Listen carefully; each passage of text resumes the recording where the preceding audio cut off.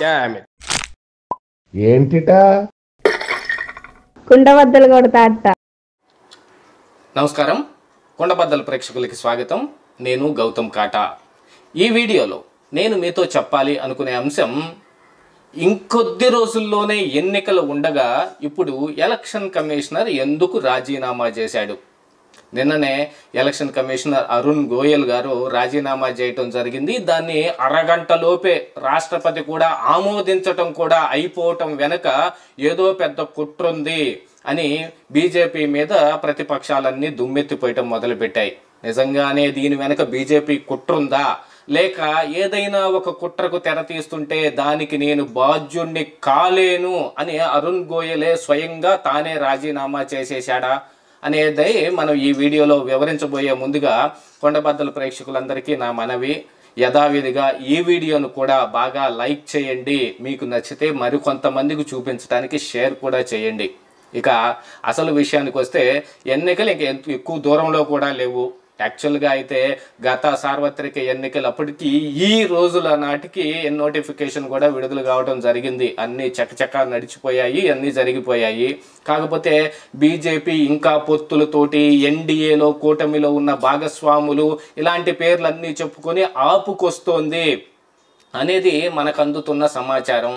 దానికోసమనే ఈ ఎన్నికలు నోటిఫికేషన్ ఇంకా విడుదల కాలేదు.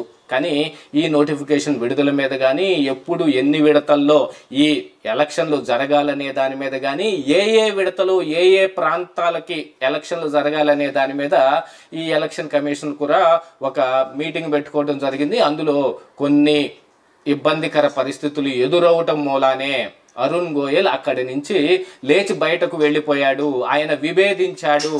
ఆయన్ని గట్టిగా ఒప్పుకోమని ఇబ్బంది పెట్టినట్టుగా కొంత సమాచారం బయటకు వస్తోంది అనేది చాలామంది ప్రతిపక్షాల నుంచి వినవస్తున్న వాదన. సరే, అరుణ్ గోయల్ నిజంగానే లేచి వెళ్ళాడా లేదా, లేకపోతే ఒప్పుకోలేదా అనేది తీసి పక్కన పెడితే, ఇక ఎన్నికలు ఇంత దగ్గరలో ఉండగా ఈయన రాజీనామా చేసేశాడు. అంటే ఇతను బీజేపీ పార్టీకి సహకరించటం లేదు అనే మిషతోటి అరుణ్ గోయల్ చేత బీజేపీ పార్టీయే రాజీనామా చేయించింది అనే వాదన కూడా మరొకటి ఉంది. ఏది ఏమైనప్పటికీ ఈయనకి ఇంకా చాలా సర్వీస్ ఉంది. ఈయన చీఫ్ ఎలక్షన్ కమిషనర్ కూడా అయ్యే అవకాశం ఉంది. యాక్చువల్గా ఒకరే ఎలక్షన్ కమిషన్ ఉన్నప్పుడు సేషన్ ద్వారా తగిలిన పెద్ద దెబ్బకి బీజేపీ పార్టీ, అంటే ఇప్పుడున్న బీజేపీతో పోల్చాల్సిన అవసరం లేదు, అప్పుడు వాజ్పేయి బీజేపీ, అది వేరే. ఆ బీజేపీని ఈ బీజేపీని ఒక గాట కట్టేయటానికి లేదు. ఇప్పుడు ఉంది అసలు నా ఉద్దేశంలో అయితే బీజేపీయే కాదు, ఇది మోడీ జేపీ. మోడీ అమిత్ షాలు మాత్రం ఆడించినట్టు ఆడుతున్న ఆట అనేది నాకు అర్థమవుతుంది. అప్పట్లో అయితే అందరి అభిప్రాయం తీసుకోవటం, ఎన్డీఏ కూటమిలో ఉండగా కూటమిలో ఉన్న ఈ మిత్రపక్షాల వాళ్ళ అభిప్రాయాలు కానీ ఇవన్నీ తీసుకోవటం జరిగేది. అలాగనే అసలు చంద్రబాబు నాయుడు అభిప్రాయాన్ని గౌరవించే అబ్దుల్ కలాంని రాష్ట్రపతిని చేశారు అనేది కూడా అప్పట్లో మనకు వినవచ్చిన వాదన. సరే, ఎలాగున్నా కానీ ఇప్పుడున్న బీజేపీ అయితే మిత్రపక్షాలని ఎలా పుర్లు పెట్టేసి వాళ్ళని నాశనం చేసేయాలి, వాళ్ళ ప్లేస్లో మనం ఎలా ఇరుక్కోవాలి, ఇదే మొత్తంగా ఆలోచిస్తోంది. అలాంటి బీజేపీ చేతిలో పడ్డ అరుణ్ గోయల్ ఇప్పుడు రాజీనామా చేయవలసి వచ్చింది అనేది వినవస్తున్న వాదన. ప్రస్తుతానికైతే ఒకరు రిటైర్ కాగా ఇంకా మిగిలింది 2 ఎలక్షన్ కమిషనర్లు. అందులో ఈ అరుణ్ గోయల్ కూడా రాజీనామా చేయటం మూలాన మిగిలింది ఒకళ్ళు. దీంతో పాటుగా ఇప్పుడు ఈ ఎలక్షన్ కమిషనర్ల నియామకం ఏదైతే ఉందో దీని మీద కూడా ఓ పెద్ద వివాదం నడిచింది మొన్నటి వరకు. ఎందుకంటే దీనిలో ఈ ఎలక్షన్ కమిషనర్లని ఎవరెవరు అనే సెలెక్ట్ చేసే దాంట్లో చీఫ్ జస్టిస్ని, ఒక ప్రతిపక్ష నాయకుడిని, ప్రధానమంత్రిని ఇంతకు ముందు నుంచి ఉన్న రూల్స్ ప్రకారంగా వాళ్ళ ద్వారా ఎంపిక చేయబడతారు. దాన్ని అమెండ్మెంట్ చేసేసి ఈ ప్రధాన న్యాయమూర్తిని తొలగించేసి ఆ ప్లేస్లో ఒక మినిస్టర్ లాంటి వాళ్ళని పెట్టారు. అంటే ప్రభుత్వం సూచించుకున్న వాళ్ళు ఎవరైనా ఒక మినిస్టర్, అందులో ప్రధానమంత్రి సూచించిన వాళ్ళు ఉంటారు. అంటే మెజారిటీ ఆఫ్ ది అక్కడ జరిగిన నిర్ణయంలో ఏది మెజారిటీ ఉంటే వాళ్ళకి తీసుకుంటారు కాబట్టి ఇక ప్రతిపక్ష నేత ఉన్నా కూడా దానికేమీ పెద్ద వాల్యూ లేకుండా చేసేయటం కోసం ఒక క్యాబినెట్ ర్యాంకు మినిస్టరు ర్యాంకు అని ఒక వ్యక్తి అనేది, అది కూడా ప్రధానమంత్రి సూచించిన వ్యక్తి అని చెప్పడం జరిగింది. ఇక దీంతో పాటుగా ఇప్పుడు ఇద్దరు ఎలక్షన్ కమిషనర్లు ఎవరు వస్తారు అనే దాని మీదే సందిగ్ధం నెలకొంది. దీంతో పాటుగా ఇప్పుడు అరుణ్ గోయల్ రాజీనామాతో ఏం జరగబోతోంది, ఈ బీజేపీ పార్టీ మీద ఎంత బ్యాడ్ రాబోతోంది అనేది వాళ్ళు మరి బీజేపీ ఏం ఆలోచించుకుందో ఏం తెలియదు. కానీ వాళ్ళకి ఎవరు మాట్లాడుకునే దాని గురించి కానీ వాళ్ళ మీద జరిగే ప్రచారం గురించి కానీ వాళ్ళు ఏం పట్టించుకోరు. వాళ్ళంతా ఒక పెద్ద గోబెల్స్ ప్రచారమే. మోడీ అది చేసేసాడు, మోడీ ఇది చేసేసాడని. ఎప్పటికీ నేను ప్రశ్నిస్తానే ఉన్నాను మోడీని. ఆయన స్విస్ బ్యాంకులో దాచిన నల్లధనం మొత్తం తీసుకొచ్చి మీ ఖాతాలో ఎంత కుదిరితే అంత, 50,000 అయితే 50,000, 1,00,000 అయితే 1,00,000, 2 లక్షలు అయితే 2 లక్షలు వేస్తానని మొట్టమొదటి ప్రధానమంత్రి అవ్వకు ముందు చెప్పాడే ఒక మాట.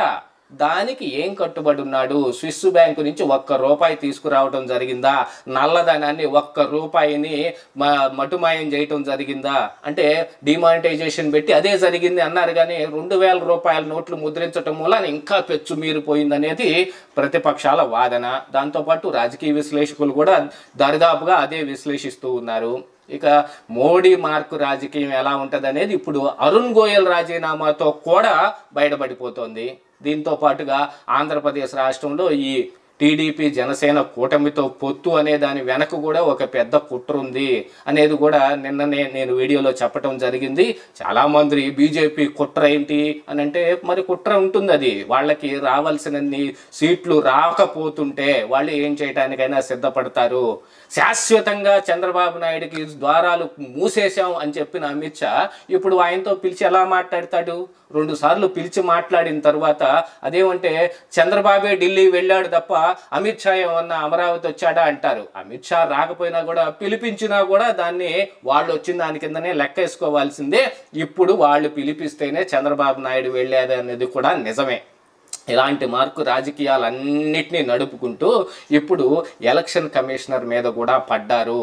రేపు సెలక్షన్లో వీళ్ళకి కావాల్సిన వాళ్ళని అందరినీ పెట్టుకుని ఎలక్షన్ కమిషన్ను కూడా చేజేతులో పెట్టుకుని ఆడించడానికి ఉన్న సూచనలన్నిటినీ వాళ్ళు బాగా ఆలోచించటం మూలానే ఈయన రాజీనామాని వితిన్ ½ అన్ అవర్ ఆమోదించేశారు. లేకపోతే ఇంత పెద్ద వ్యక్తి రాజీనామా చేస్తుంటే మరొకసారి ఆలోచించుకోండి అని కానీ, మరేదైనా చేసుకోండి అనే కానీ ఏమి దాని గురించి ఆయనకి తిప్పి పంపించటం అనేది ఏమీ లేకుండా అరగంటలో ఆమోదించేశారు అని అంటే దాని అర్థం ఏముంటుంది? ఇంకా అదే ఉంటుంది, వీళ్ళు ఒత్తిడి పెట్టి రాజీనామా చేయిస్తేనే చేసుంటాడు అనేది మనకి బాగా అర్థమైపోతూనే ఉంది. వీటన్నిటి దృష్ట్యా చూస్తుంటే బీజేపీ ఎలక్షన్ కమిషనర్ని చేతిలో పెట్టుకునో మరి ఎలక్షన్ కమిషన్లో వాళ్ళ పట్టు బిగించో ఏదో చేయబోతోంది అనే దానికి మాత్రం వాస్తవంగానే కనిపిస్తూ ఉంది. ఇప్పుడు టీడీపీ జనసేన కూటమి ఏదైతే భయపడతా ఉన్నారో ఎలక్షనీరింగ్లో బీజేపీ కనుక జగన్మోహన్ రెడ్డికి సహకరిస్తే మనకు పుట్టగతులు లేకుండా పోతాయని భయపడ్డారో ఆ భయం నిజమేనన్నట్టుగా కనిపిస్తానే ఉంది. ఇప్పుడు ఎలక్షన్ కమిషన్లో ఏం జరగబోతోంది, రేపు రానున్న కాలంలో ఎవరు ఎంపిక కాబడబోతున్నారు అనేది కనుక చూసుకుంటే బీజేపీ కుట్ర ఏమిటి అనేది బాగా మనకి ఇంకా తేట తెల్లంగా అర్థమైపోయే అవకాశాలు ఉన్నాయి. ఇదే ఈరోజు కుండబద్దలు.